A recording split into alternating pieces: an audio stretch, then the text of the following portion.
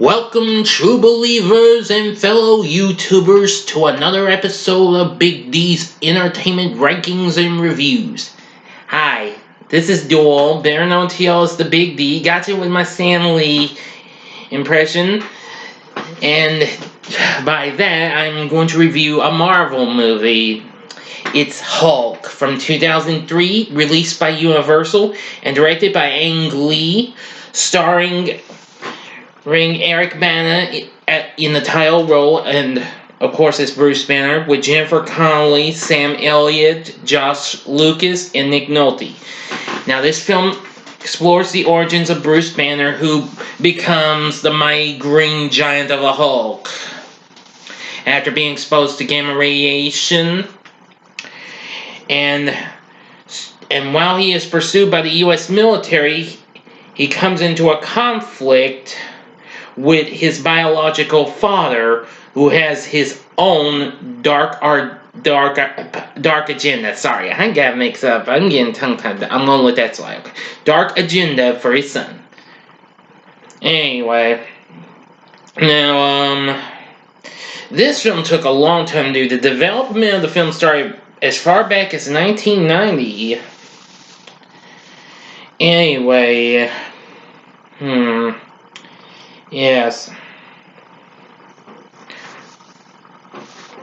The film was at one point to be directed by Joe Johnston, who I do know worked on some Marvel flicks, and Jonathan Hensley, who I know worked on the Punisher movie with Thomas Jane, which I have yet to review, but I will sometime. I was going to last year, but I just didn't have time. But anyway, now, the film did pretty well, though, and was one of the highest grossing films of 2003, but, well, it could have used some more stuff, but I'll get to that in a little bit. So let's get started with the story.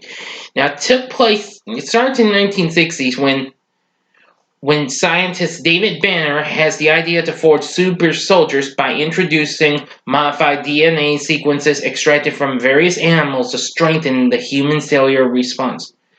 But General Thaddeus Ross, that's Sam Elliott's character, and David Banner is Nick Nolte's character.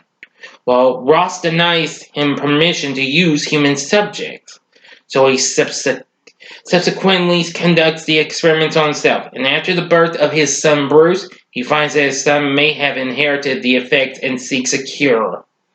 But he's stopped in the process by Ross, who had found out about the secret work. And soon after a traumatic event, Bruce remembers nothing of the incident, and has been raised by the Krenslers. Years later, he is a geneticist working with colleague and girlfriend Betty Ross, that's Jennifer Connelly, within the Berkeley Biotechnology Institute on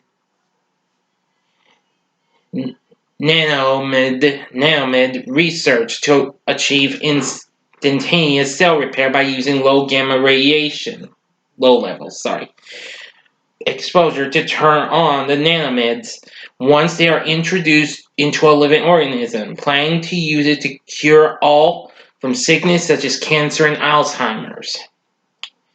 They soon get harassed by Major Glenn Talbot, that's Josh Lucas, who plans to use the research to forge super soldiers. Well, during routine maintenance of their appointed gamma-ray spectrometer, a circuit shorts and triggers the experiment's program sequence. Unable to prevent the machine from firing, Bruce throws himself in front of a colleague named Harper to shield the man and is exposed to a massive amount of gamma radiation. Soon Betty visits Bruce in the hospital and remarks that he should be dead. But Bruce feels great. A new janitor at the lab claims that he's Bruce's biological father, whom he forgot all about. He presumes the janitor was lying until he finds it was the truth when he checks his own genes. And when under extreme stress, he transforms into the Hulk. Yeah, and destroys the laboratory, and Bruce soon forgets to enter. General Ross suspects Bruce is collaborating with David Banner. Bane meets with David, and General Ross interrogates Bruce, but deduces he has repressed memories after questioning and orders him to be put on house arrest. Through a phone call with his father, Bruce learns that the radiation unleashed something that was already in his DNA, and that put David's plans to have Betty killed by his dogs, which now have similar powers to the Hulk, thanks to David mutating them with gamma radiation. But soon Bruce is then attacked by Talbot, who accuses him of going to General Ross behind his back to cut him from the now mid research. Leading to round 2 of being transformed into the Hulk, he seriously injures Talbot, going to save Betty.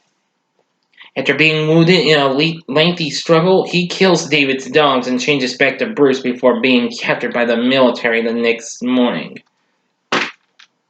So Bruce is kept under observation at a secret desert base, while Talbot intends to weaponize the Hulk's powers. He subdues Bruce and places him in an isolation tank to trigger a transformation. David tries to recreate Bruce's failed experiment, but instead of turning to another Hulk, he finds himself able to absorb any material he touches or energy to which he is exposed.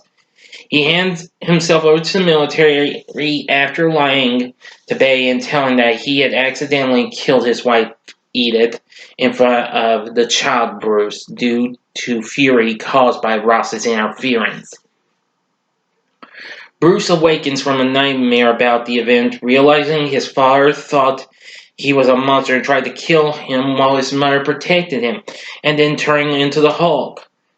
While attempting to gain a sample of the Hulk, Talbot is killed by a grenade launcher he uses.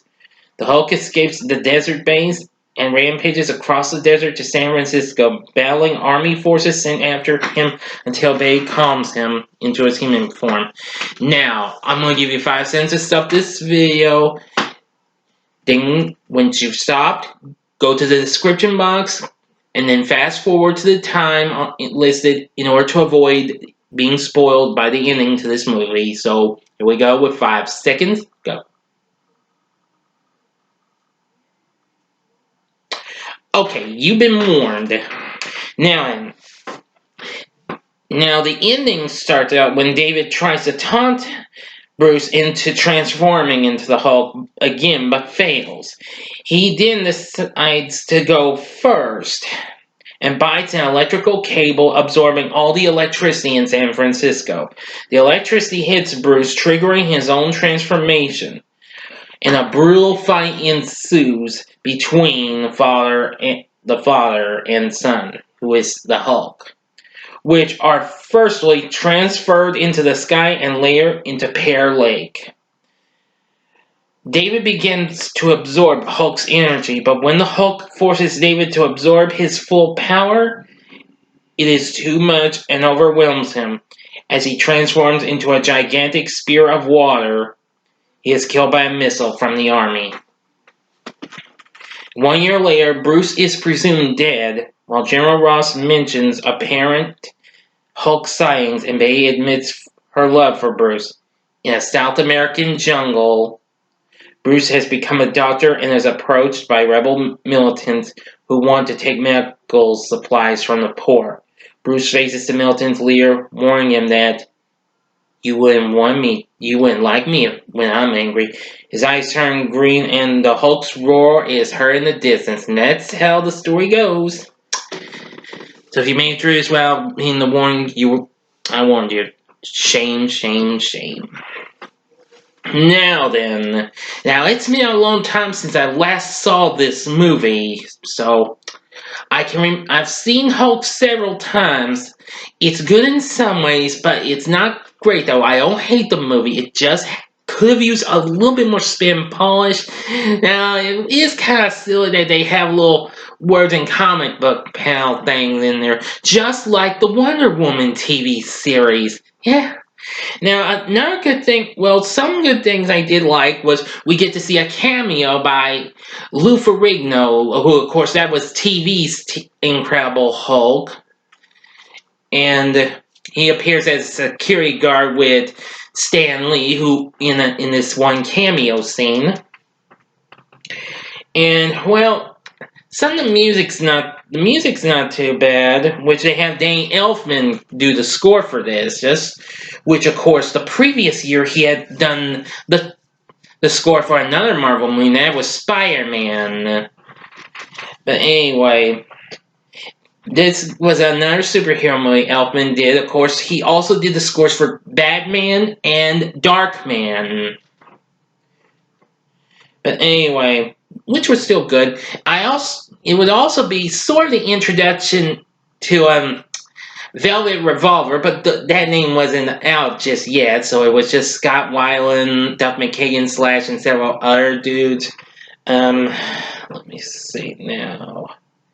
Yeah, and they did the song "Set Me Free," which is at the about for the rest of the end credits to this. Well, anyway, while I will say that it's not a factually bad movie, I like it for certain reasons, so I don't hate it. It's good in some ways. Would I recommend Hulk? Well, sure, go ahead. Give it a try. If you don't like it, well, you don't have to take my word for it. Now, 5 years later, Universal would give the Hulk a second chance and do a special reboot called The Incredible Hulk. But, of course, I've already reviewed that. But anyway, with Edward Norton in the title role, which I think was a little bit more better than this movie. Don't hate me for it. I'm sure a lot of you have some respect for the first Hulk movie. And I'm understanding, but it wouldn't be the first time the Hulk would be in a movie because, of course, after the TV series with Bill Bixby ended, they would do some post-television movies though until Mr. Bixby's death. But anyway, that's about it. But like I said, Hulk's not too bad of a movie, though. It might have some hits or misses, but I figure it's got more hits than misses, in a way. Or it could come close to 50-50. I may be wrong, though. But, because like I said, it's been a long time since I last saw this movie. But anyway, what are your thoughts on Hulk? Please feel free to tell me in the comments section. Like and subscribe to my channel as well. And be a part of the Big D Nation. Tomorrow I will continue my month of green when I review the final two Teenage Mutant Ninja Turtles movies. And later on today, next time, I will do a review of the brand new... I will go from green to blue when I review the new Disney Pixar movie Onward, which I'll be seeing in a few minutes. But anyway, thank you very much for watching. Now, if you liked what you saw, you can check out these other Marvel movies. In the upper left-hand corner is my review of The Incredible Hulk, which I just mentioned, which is a good movie. In the upper right-hand corner is my review of Spider-Man. I'm going to go ahead and throw that up since I brought that up with a good score by Danny Elfman. And the bottom left-hand corner is probably my review of the biggest Marvel movie yet, Avengers Endgame from last year. And the bottom right-hand corner is a button you can click to subscribe to my channel for more with more of the Big D. Thank you again for watching, and until next time, true believers, I'm the Big D saying, see ya and Excelsior!